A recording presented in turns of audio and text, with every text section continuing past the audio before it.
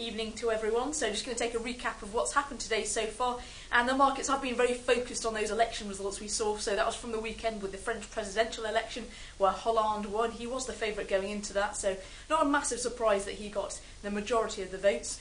Then we also had the German state election where the CDU party actually shared their win with the SPD party, so a bit of a shock for Merkel going into the North Rhine-Westphalia state election on Sunday. And then we had the Greek election. That was the main driver, where the main parties, the New Democracy and PASOK, they actually lost quite a few votes there, and other parties getting some more share of the government. So in terms of what happened today so far, we saw the New Democracy Party, who got the largest numbers of votes in the Greek election.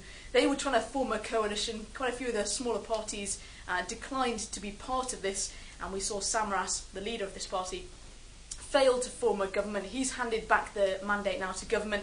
That then passes on to the party who came second in the election, so that's the Syriza party. They then have 3 days to form a government. If they fail to do so, then it hands down to the next party, so that's the PASOK party, Venizelos being the leader of that party, and then they have the opportunity to form a coalition.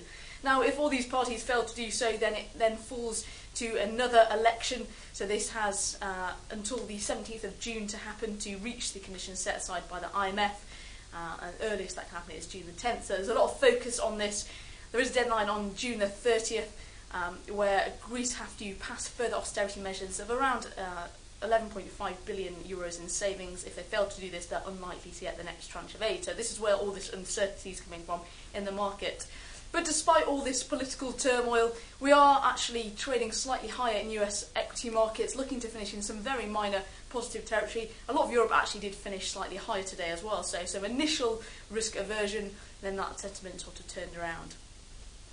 Now, in terms of tomorrow, looking ahead, we obviously will be looking out for any comments surrounding that Greek situation, but we also have German factory orders.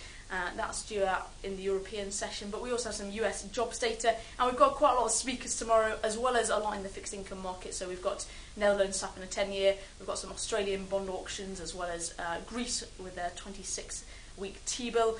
EFSF also looking to sell 2 billion euros in their 3-month T-bill, and we've got the ECB 7-day and 1-month refinancing operation as well.